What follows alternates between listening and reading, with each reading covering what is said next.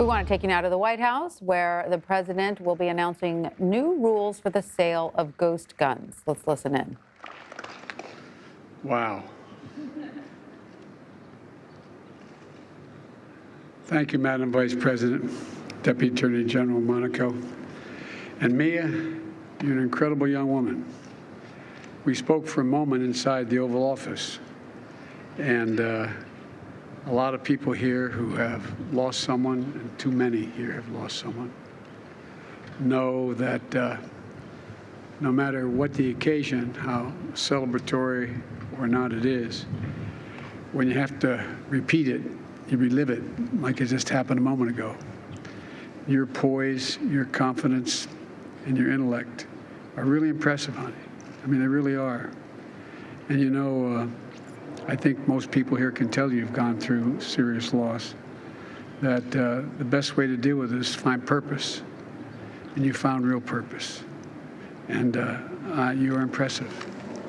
And thank you for sharing your strength, for helping us remember your friend Dominic Blackwell and Gracie Muehlberger. You know, Dominic and Gracie's parents are with us today. Are you prepared to stand up? If I don't want to embarrass you, but would you stand up?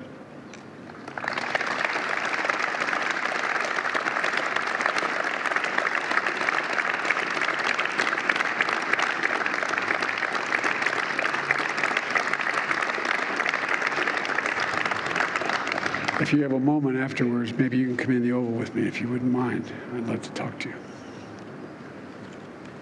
Frank and Nancy, Brian and Cindy, everyone here, as they say, feels your pain a little bit, particularly if they've suffered a serious loss. You've now joined a terrible fellowship of loss that many people have experienced.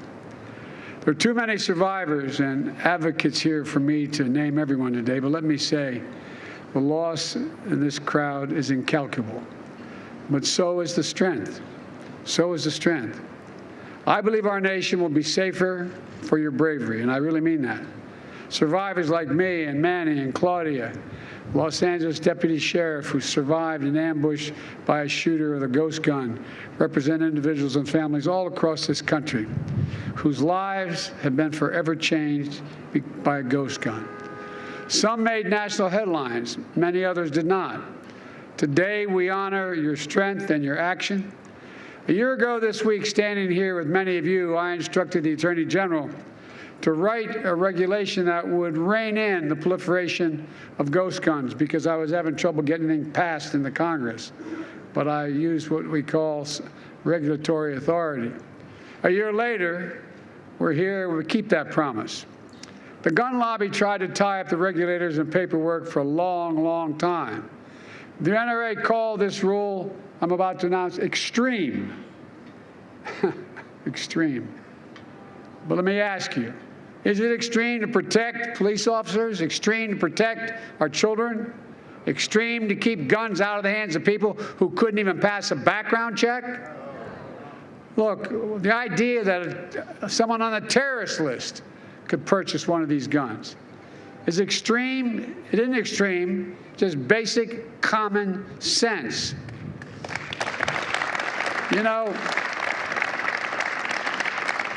if you buy a couch you have to assemble, it's still a couch. If you order a package like this one over here that includes the parts you need, the direction of assembling a functioning firearm, you bought a gun. Take a look. Take a look at this. It comes in this package. You can see the picture down here maybe. This is the gun. It's not hard to put together. A little drill, hand drill at home. Doesn't take very long. Anyone can order it in the mail. Anyone. Folks, a felon, a terrorist, a domestic abuser can go from a gun kit to a gun in as little as 30 minutes. Buyers aren't required to pass background checks because guns have no serial numbers, these guns. When they show up at a crime scene, they can't be traced. Harder to find and prove who used them. Meaning you can't connect the gun to the shooter and hold them accountable. In fact, the ATF reports that they've been able to trace less than 1%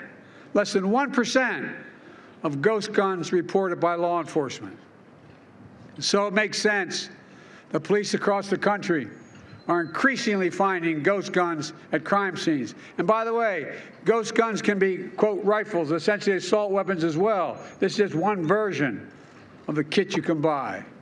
Last year alone, law enforcement reported approximately 20,000 suspected ghost guns to the Bureau of Alcohol, Tobacco, Firearms and Explosives. That's a 10-fold increase in these ghost guns from 2016. 10-fold in 5 years.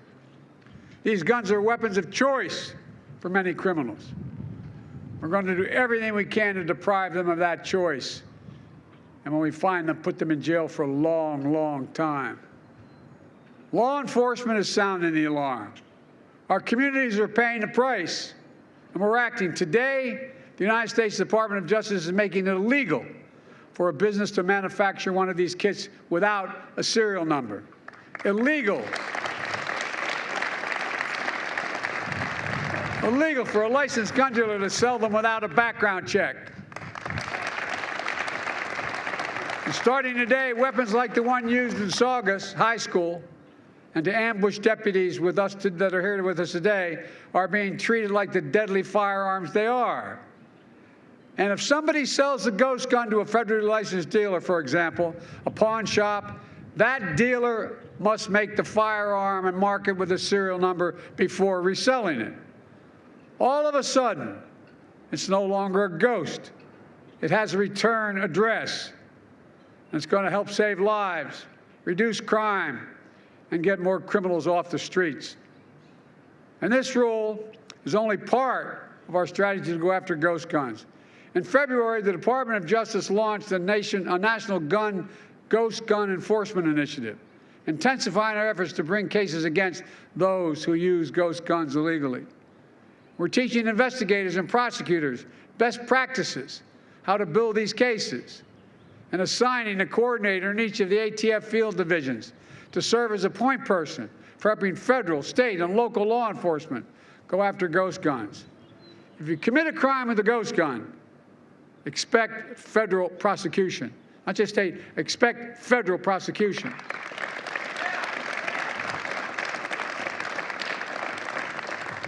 This rule is an important step. It's going to make a difference, I promise you.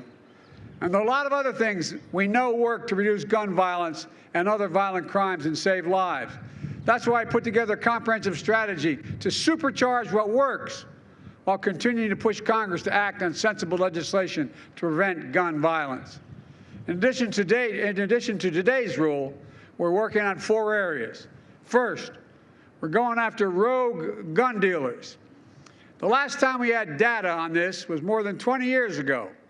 5% of gun dealers sold 90% of illegal guns found at crime scenes. 5% sold 90%. These merchants of death are breaking the law for profit, selling guns that are killing innocent people. We're cracking down on these gun dealers and the violent criminals they knowingly arm. Second, we're disrupting illegal gun trafficking. Attorney General Garland has directed all U.S. attorneys to prioritize combating gun trafficking, that is, moving guns across state lines and city boundaries. The Justice Department is surging prosecutorial resources to help shut down these trafficking corridors, including the one known as the Iron Pipeline that funnels weapons from gun shops in states like Georgia to crime scenes up and down the East Coast.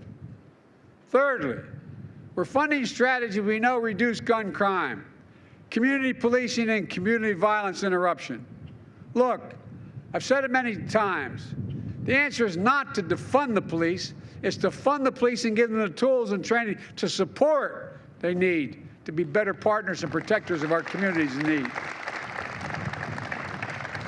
And I've already made clear that I want cities, states, counties, and tribes to use some of the $350 billion we sent to them in the American Rescue Plan that I wrote in the first month to reduce gun violence, hire police officers for community policing, pay police overtime, purchase crime-fighting technologies. They were given the money, they can do it. Spend it. And now, on top of that, I'm calling for additional funding to put police on the streets for community policing. One thing we learned in the middle of the crime wave not long ago, when the cop knows by first name who owns the corner drugstore, who lives in the apartment above 6B, who the people who are the pastors of the churches, guess what? People talk to them. They trust them. My son was the Attorney General in Delaware. He'd go around and make sure everybody literally in these high crime rate neighborhoods, he'd give them his personal cell phone number and instructed all the cops to do the same thing. And they did. And the crime plummeted. Not a joke. Look at the record. Not just my son, but all across the nation. And for the AFT to hire agents, they need to help to fight gun crime. More agents. My budget funds body cameras, make sure police work with our local communities and are accountable to the local communities. We're also investing in community violence intervention. These are areas of local programs that utilize trusted messengers, community members, and leaders to work directly with people who are the most likely to commit a gun crime or become victims of gun crime. Get to them early. It works. It works. They intervene before it's too late.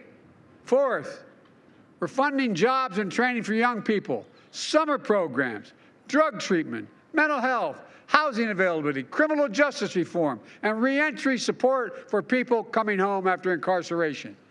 Right now, you get let out of prison after serving your time, you get a bus ticket and $25. You end up under the same bridge you left 2, 5, 10 years earlier.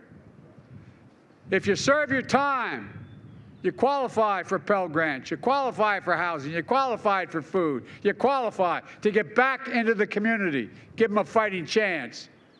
These are all demonstrated ways to reduce crime. And I'm strongly urging cities, states, counties, and tribes to use the rescue plan funding we sent them to do more in each of these areas. And they need to do more and do it quickly before the summer, when crime typically surges around America. So, we're pushing in each of these areas, but none of this absolves Congress, with all due respect to my members of Congress here, they're the wrong people I'd be talking to, for the responsibility to act. We need Congress to pass universal background checks. Universal background checks. And I know it's controversial, but I got it done once. Ban assault weapons and high-capacity magazines.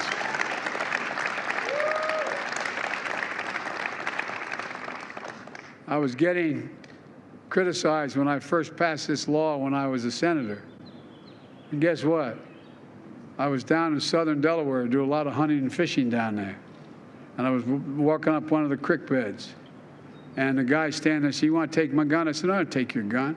He said, "Well, you're telling me I can't have more than the next number of bullets in my gun." And I said, "What do you think, the deer you're hunting or wear Kevlar vests? What the hell you need 20 bullets for?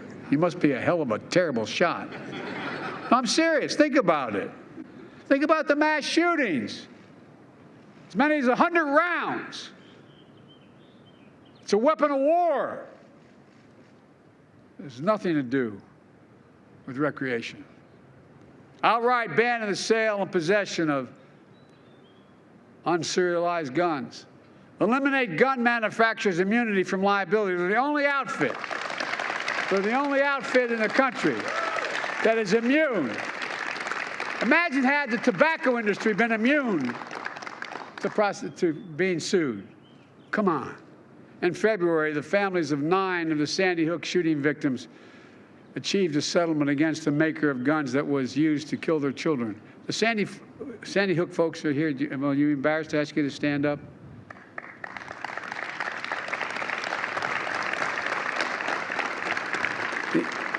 These folks right here did more to keep all this going than anybody. We owe you, man. We owe you.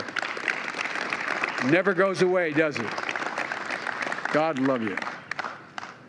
Look, this is incredibly rare because gun manufacturers have more immunity from liability than any other American industry. So they've never had to take responsibility for the death and destruction their products cause. But as part of this settlement, Remington agreed to release thousands of pages of internal documents. You did that. And here's why it's so important. Remember, it wasn't until we saw the internal documents that we really understood what cigarette manufacturers are doing to our kids and our families. Now, we may begin to see what gun manufacturers are and are not doing when it comes to making and marketing their deadly products. And by the way, it's going to sound bizarre. I support the Second Amendment. You have a right. But from the very beginning, the Second Amendment didn't say you can own any gun you want, as big as you want. You couldn't buy a cannon when, in fact, the Second Amendment passed. And certain people from the very beginning weren't allowed to purchase guns. It's nothing new. It's just rational. Look, this should be just a start. We need to repeal the liability shield of gun manufacturers and finally hold them accountable for false advertising and many other things they do. There's one more action I'm taking today.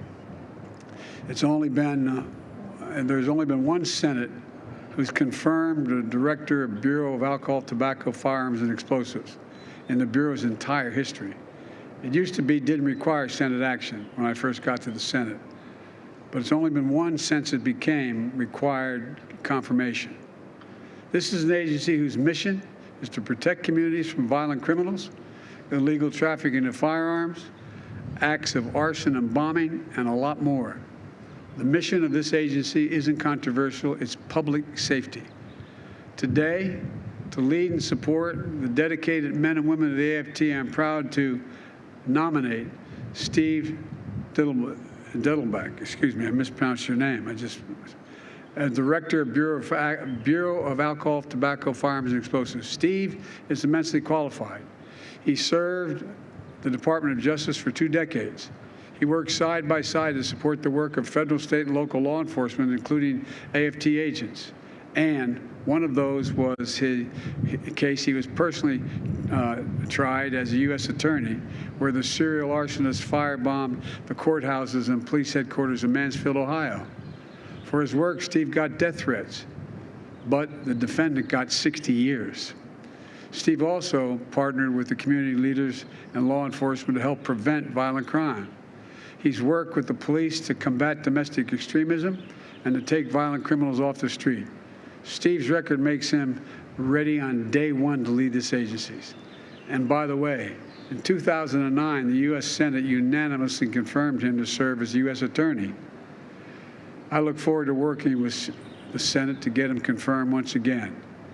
With what I know about him and why I'm so enthusiastic about supporting him, I'd like to introduce my nominee to lead the AFT to you, all of you. Steve, come on up here.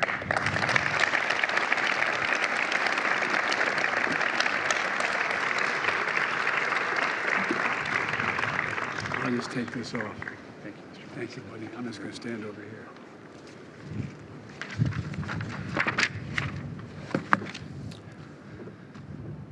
Thank you, Mr. President.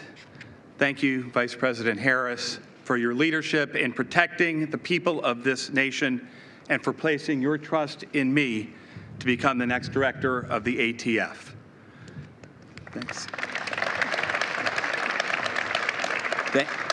Thank you also, Deputy Attorney General Monaco, for all that you and Attorney General Garland continue to do at DOJ to make our nation safer. And thank you, Mia, for your incredible inspiration and courage, not just here today, but all over this nation. Thank you. I also want to thank my incredible, supportive, and often patient family who are here. My wonderful wife, Carol, and my children, Allie and David, please.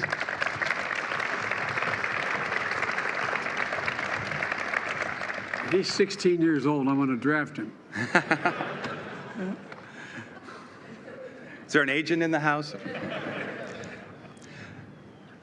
But seriously, most especially today, I want to thank the men and women of the ATF. I started as a career prosecutor back in 1992, and I have spent 3 decades watching and admiring agents and staff at the ATF, along with its federal, state, and local law enforcement partners, as they work tirelessly and courageously to protect the American people. I would also say they work in anonymity, but that would not be completely true. Because sadly, one thing I've also seen over the years is that the ATF often does work in anonymity when its agents are out there risking their lives to protect us, only to be thrust into the public eye when it's time for criticism. Law enforcement is a very tough job, and no person and no agency is perfect. But the president is right. The men and women of the ATF and the public that they protect deserve better support from us.